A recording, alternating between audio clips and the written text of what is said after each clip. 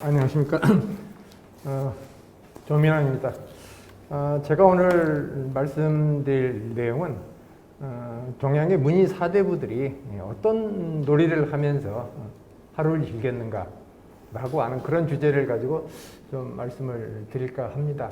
앞서 이기동 선생님께서 어떤 하늘마음, 욕심버림 등등과 관련된 뭐랄까 좀 의미 있는 놀이문화에 대해서 말씀을 많이 해 주셨는데, 이제 그 부분은 그 놀이에 관한 어떤 본원적인 그런 어떤 그 말씀이었다라고 한다면, 저는 그런 마음에 입각해서 현실적 상황 속에서 과거 우리 그 문인 사대부들이 어떤 놀이를 하면서 이렇게 하루를 보냈는가라고 하는 이런 점에 대해서 제가 좀 말씀을 드릴까 합니다.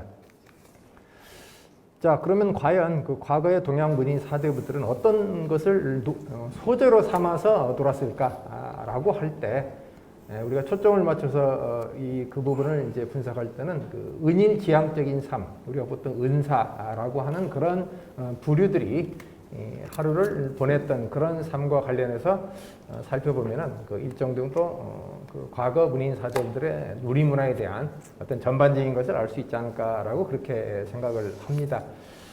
두 가지의 이 텍스트를 통해서 문인 사대부들이 하루에 어떤 그 놀이를 하면서 즐겼는가라고 하는 걸 우리가 살펴볼 수가 있는데, 하나는 그 한나라 말기 때 중장통이라고 하는 그 인물이 쓴 그 낙지론이라고 하는, 쉽게 말하면 그냥 내 뜻에 맞는 그런 어떤 식의 삶을 나름대로 한번 이렇게 즐겨보겠다라고 하는 그런 그 글귀에 해당하는 낙지론과, 그 다음에 남성대 그 라대경이라고 하는 인물이 쓴 이 산은 고요하고 해는 길다. 마치 요즘입니다. 지금 그러니까 늦봄에서 초여름으로 옮겨가는 정말 좋은 계절에 어떤 놀이를 하면서 하루를 보냈는가라고 하는 이 두 가지를 가지고 제가 좀 말씀을 드릴까 합니다. 전반적으로는 이제 특히 송대 문인들 내지는 사대부들이 즐겼던 그 놀이의 어떤 큰 틀을 보면은 이제 쉽게 말하면은, 여러분들이 자료는 이미 다 주어졌으니까 쉽게 풀이하면은 서화 창작을 하면서 하루를 보낸다든가, 또는 이제 바둑을 두면서 하루를 보낸다든가.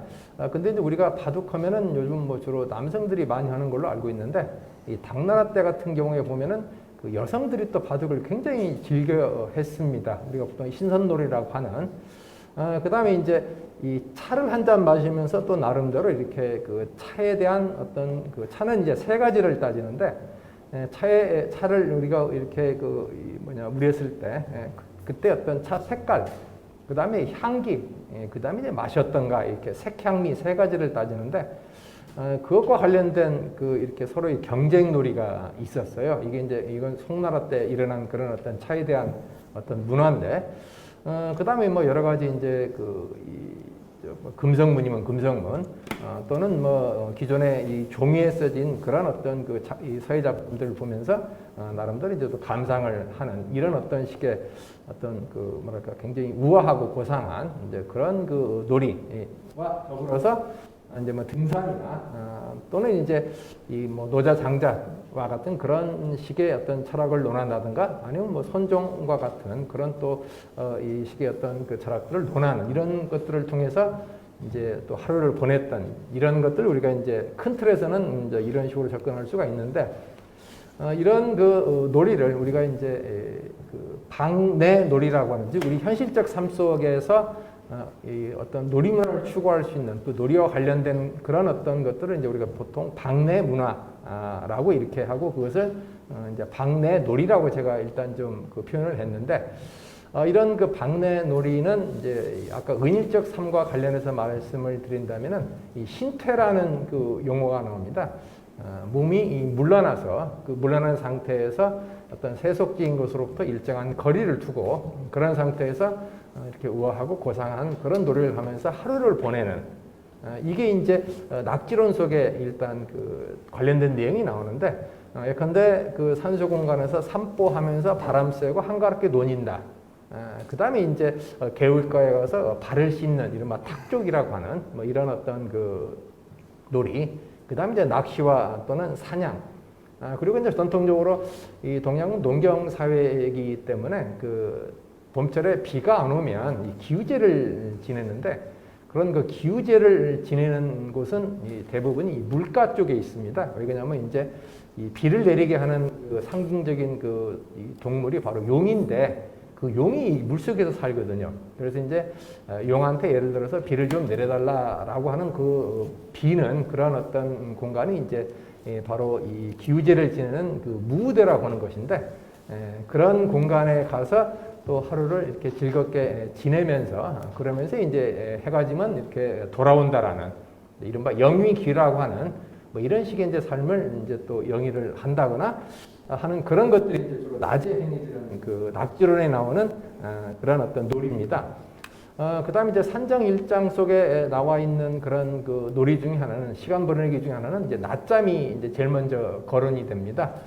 낮잠은 뭐 관료적 삶을 버린 상태에서 사실 은사가 추구할 수 있는 최대의 어떤 뭐랄까 행복감을 주는 그런 어떤 것이라고 생각할 수가 있는데, 그리고 이런 낮잠을 잔 다음에 이제 내가 읽고 싶은 책을 자유롭게 선택해서 이렇게 읽는다든가, 또는 이렇게 그림을 그리고 글씨를 쓴다든가, 그리고 차를 한 잔 끓여 먹는다든가, 그리고 또 시간이 나면 또 산속에 가서 또 이렇게 산보하고 또 탑적도 하고 또 그 가면은 또 이 사슴이 항상 또 나와요. 그럼 또 사슴과 또 뒹굴고 놀기도 하고, 그러다가 이제 이렇게 마을로 돌아오는 길목에서 평소에 아는 친구들 만나면 수다도 떨고, 그리고 이제 저녁농을 감상하는 이런 것들이 이제 산정일장 속에 나오는 어떤 은사의 하루 놀이에 해당합니다.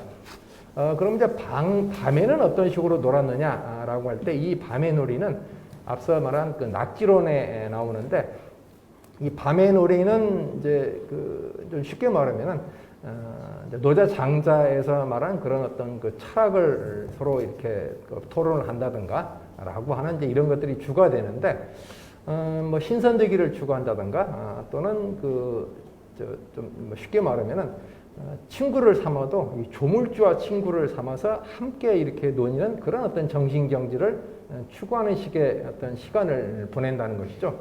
자, 그런 점에서 우리가 사는 현실적 삶의 세계를 떠나서 우주 밖까지, 우주로까지 자신의 어떤 정신 영역을 확장하는 이런 어떤 그 정신적 놀이를 또 추구하는 이런 식으로 이제 또 밤의 어떤 문화를 이제 즐기게 되게 됩니다.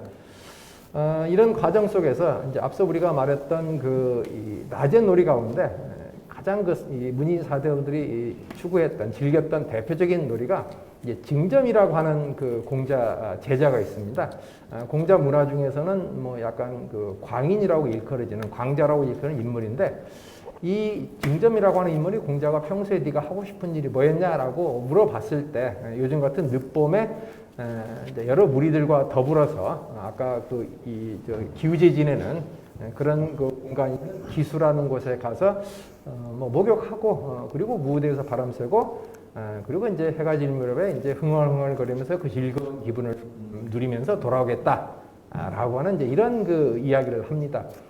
쉽게 말하면 이제 여러분들이 봄소풍 가는 걸로 이렇게 생각을 하시면 됩니다. 굉장히 즐겁죠, 봄소풍.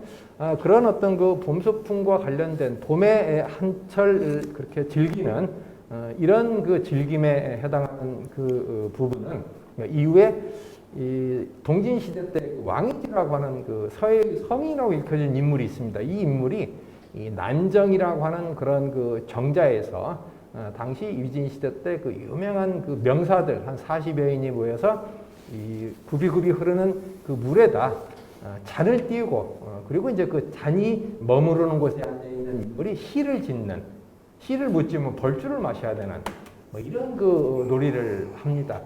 자, 여러분들이 이제 이 신라시대의 포석정을 연상시키면 됩니다. 그 놀이를. 이런 놀이를 하면서 그 나름대로 이 한때를 이렇게 즐겼던, 그리고 이제 그런 시점에서 왕이지가 그 놀이의 어떤 전반적인 전경을 쓴 유명한 서예 작품이 있습니다. 좀 제가 나중에 보여드릴 텐데, 중국 서예서에서 행서에서는 최고의 어떤 작품이라고 일컬어지는 당태종 이세민이 워낙 그 작품을 좋아해서 그 작품을 자기 무덤에 묻어버리라 해서 이렇게 지금 이 원본은 볼 수 없고 다만 이제 왕이가 당토중이 그 작품을 구하고 난 다음에 이제 당대 유명한 그 당시 서예가들에게 임모해라라고 임모하게 하고 그 임모본이 이렇게 나와 있는 이제 그런 어떤 것들이 있습니다. 그 다음에 이제 북송 사대부들이 서원이라고 하는 그런 그 정원에서 나름대로 또 모여서 우아하게 삶을 즐겼던 이런 또 서원 아직과 같은 모임들이 있고, 그 다음에 이제 도링이라고 하는 인물이 어떤 도구를 가지고 놀면 좋을까라고 하는 그것과 관련된 유구전이라고 하는 글 속에서 낚시와 뱃놀이를 이렇게 거론을 하는데, 그런 낚시와 뱃놀이라고 하는 것도 실제로 뭐 내가 그런 어떤 그 낚시와 뱃놀이 그 자체라고 하는 그런 그 단순한 놀이 어떤 그게 아니라 결과서는 어떤 은일적 삶을 이렇게 즐긴다라는 이제 그런 그 식의 내용들을 담고 있습니다. 그런데 이제 이런 그 놀이와 경제가 모호해지는 그런 부분들이 하나가 있는데, 이 포정이라고 하는 그 인물이 장자에 소를 이렇게 해체를 하는데 마치 춤을 추듯 어떤 그 위대한 어떤 교향곡의 지휘를 하듯 그런 칼로림을 가지고 이렇게 하는 그 모습 속에서, 그리고 그렇게 소를 잡고 난 다음에는 굉장히 즐거워하는 이런 모습 속에서 전통적으로 이제 기교의 숙련성에 의해서 일과 놀이의 경계가 모호해지는 이런 것들을 우리가 발견할 수가 있습니다. 그 다음에 이제 우리가 보통 묵희, 먹장난이라고 하는데, 이런 그 먹장난을 통해서 행하는 그런 놀이는 오히려 그런 결과에 의한 작품은 또 굉장히 또 평가받는 작품이 돼요. 그런 식의 어떤 이 놀이를 통해서 또 일과 놀이의 경계를 없애는 그 모호해지는 이런 부분이 나타나고, 그 다음에 노자 같은 경우는 그 아까 이기동 선생님 말씀하신 내용과 연계하면 이제 그 욕심을 버림이라고 하는 그런 점에서 일삼을 것이 없는 것을 일삼하라 라는 또 이런 경계 속에서는 또 놀이문화의 어떤 또 독특한 면을 또 이해해 볼 수가 있겠고, 그런 점에서 우리가 이제 이런 식으로 그 문인들이 놀았던 그 놀이문화 속에는 뭐 여러분들이 뭐 아시겠지만 그 피에로 보르디유의 그 구별짓기와 같은 그런 어떤 그 의미가 담긴 놀이였고, 또 이런 어떤 놀이 속에는 때로는 일과 경계가 모호해지는 이런 부분을 우리가 확인해 볼 수가 있습니다. 구체적인 작품을 보면은 당나라 때 이제 궁궐의 여인들이 이렇게 바둑을 두는 어떤 모습인데, 승자는 당연히 오른편에 있는 인물이 아마 승자 쪽인 것 같아요. 여유만만하죠. 그 다음에 이 그림이 이제 문징병이라고 하는 명나라 때 이 화가가 그린 아까 이 왕이지가 난정에서 모임의 어떤 전경을 그린 그림입니다. 이 오른편에 있는 그 정자의 가장 가운데에 앉아 있는 인물이 이제 바로 왕이지에 해당하는 그런 어떤 그림이에요. 그다음 이제 왕이지가 이제 그때 당시 썼던 이 난정서라고 하는 그런 그 작품이고, 그다음에 이제 봄철의 그 탁족의 그림인데, 여러분들이 이런 그림을 보실 때는 그 뿔룩 나온 배에 여러분들이 주목을 하시면 됩니다. 이 뿔룩 나온 배는 그만큼 과거에 이 사람이 그 부귀와 명예를 누리고 살았던 그런 인물이라는 거예요. 이 그림은 명나라 그 주첨기라고 하는 그 황제가 그린 그림입니다. 황제가 자기가 아끼는 그 신하에게 내가 그냥 장난삼아 그렸다라고 하는 그런 어떤 그 화제글이 있어요. 지금 누워있는 배를 뿔룩 이렇게 드러내고 있는 누워있는 인물은 바로 제갈량을 그린 그림이라고 그래요. 그 다음에 이 그림은 이제 북송대 휘종 황제가 당시 신하들을 이렇게 그 모아놓고 봄철에 그 궁궐에서 차를 대접하는, 음식을 대접하는 작품입니다. 휘종은 왼편에 있는 그 흰옷을 입고 자 드시게라고 하는 그 인물이 바로 휘종인데, 휘종의 얼굴은 어떻게 생겼냐라고 할 때 그 그림이 안 나오네. 자, 그 다음에 이제 그 아까같이 차를 가지고 이제 서로 누가 더 색향미를 잘 냈느냐라고 하는, 왼편 쪽에 보면 이제 맨 아래 있는 분은 이제 자기가 차 끓인 걸 가지고 이제 대접하려고 이렇게 하는 그런 상황이고, 바로 그 위에는 이제 자기가 끓인 차를 이렇게 따라주는 것이고, 이제 오른편에 있는 사람들은 그 차를 마시고 있는 이러한 어떤 전경을 이제 그 투차 이 발음이 좀 다냐 차냐 좀 그 애매한데 이런 장면이고, 그 다음에 이건 이제 어부인데, 말로는 어부라 하지만은, 노를 이렇게 붙잡고 졸고 있는 낚싯줄은 전혀 풀지도 않은 그런 은사의 모습을 이렇게 그린 것이고, 그 그다음에 이 그림 이제 화재 속에 보면은 제일 위에 초소를 쓴 화재가 있어요. 거기 보면은 이름을 내가 낳고자 하는 것은 아니고 그냥 단순히 농어를 낳는 것이다라고 하는 이런 화제를 통해서 은일적 삶을 보여주고 있는데 아까 이 휘종 이야기를 잠깐 했는데 이 휘종이 이렇게 우리식으로 하면 검은 고를 또 이렇게 타는 그런 어떤 그 식의 그 시간을 보내면서 또 한때를 보냈던 황제로서는 대단히 무능한 황제는 부업으로 삼았던 인물이고 결국 송나라를 망하게해버리죠 북송들.